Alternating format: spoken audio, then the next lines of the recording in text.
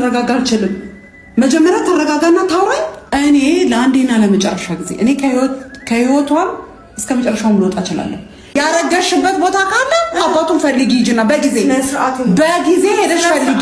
አያገባኝም። እዛ አፍሽን አትክፈቺ። እዛው የተጋደምሽበት ቦታ እኛ አያገባንም። 1 ወር ይሁን 3 ወር ይሁን 4 ወር እኛ አያገባንም።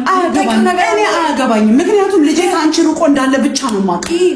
ተይ እናቴ ተይ ምንም ቢሆን እናቴ ነሽ። እስቲ ማስተዋልክ ይመለስ። አስብ አንተ አላስብም። በቃ ካላሰብክ እኔን አትናገረኝ።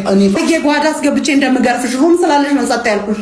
እንዴት አድርጌ ቂጥሽን ከልቤ እንደምገርፍሽ ቀርቡ ትላለች። እንደ 2 ወር ሙሉ ሩም ላይ እንደማንም እንደ መንገደኛ ሴት ሩም ላይ እያደረች አፈቀርኩ። ምን ማለት ነው? እራሱ ዝም በይ ከዚህ በኋላ እኔ ነገርኩ። ካላዘ እናቴ ታኛለሽ።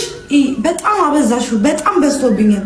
እኔ ስታገኘኝ ሌዲ ሆኜ ወይ ደግሞ ሌላ ነገር እየሰራ አላገኘሽ። ከዛ ገባሽ አይደል?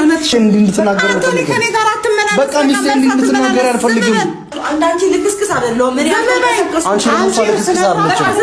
ዝም በይ አንቺ ራሱ አፍሽን አትፈጂ። ባለጌ ነሽ። ልክስክስ ትያታለሽ እንዴ? መንገድ ላይ ውሎ ያደረሰው እንደዚህ ነው። ባለጌ አየሽ አይደለ? ውሎሽን ነው የምትመስዪው አይደል? ያረኩሽ ነገር አለ ወይ?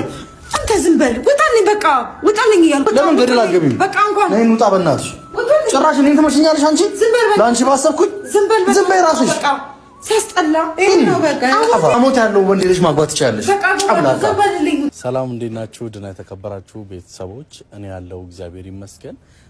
ዛሬ ወደ እናንተ የመጣሁት ትላንትና በተለቀቀው ቪዲዮ ከእናቴ ጋር የነበረኝ ግብግብ ወይም ደግሞ ጸብ ብዙዎቻችሁን እንዳስቆጣ እንዲሁም ደግሞ የማዘር ነገር ብዙዎቻችሁን እንዳናደዳችሁ አይቻለሁም።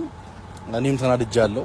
ያው ግን ደግሞ ምንም ቢሆን እናት ናት። እናት ማለት ደግሞ 9 ወር ተሸክማ ብዙ ዋጋ ከፍላልኛለች።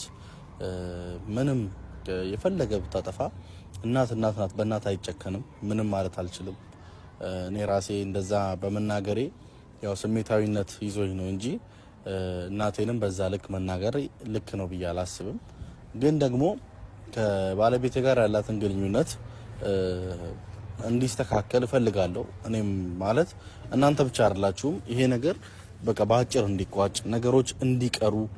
ምክንያቱም እኔም ያለሷ እሷም ያለኛ ማንም የላትም። እውነቴን ነው የምላችሁ። እማ ደግሞ በቃ እኔ እሷ ናት ያለች ለኔ በቃ እሷም ደግሞ እኔ ነኝ ያለዋት ለሷ። ግን አሁን እየተፈጠረ ያለው ነገር እኛ እንደምናስበው አይደለም። አንድ እንደምታዩት ሁላችሁም እንዳያችሁት ያው እሷ ደረቀች እንጂ ያው ቤቷ ውስጥ ያስቀመጠችው መመርመሪያ ይናገራል ነፍሰ ጡር እንደሆነች።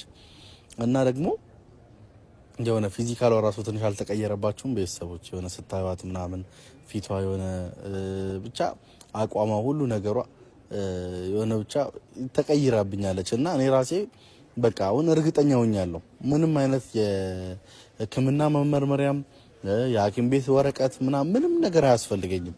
እኔ በቃ እንዳረገዘችልኝ ለኔ እርግጠኛ ነኝ፣ አውቄያለሁ በዚህ ማለት ነው። ስለዚህ ይሄንን ነገር ደግሞ እኔ ከእግዚአብሔር ጋር እግዚአብሔር ይሄንን አምኖ ይሄንን ፈቅዶ ለኔ ለልጁ ይሄንን ካደረገልኝ እኔ ደግሞ እሷን መክፋት አለብኝ ብዬ አላስብም።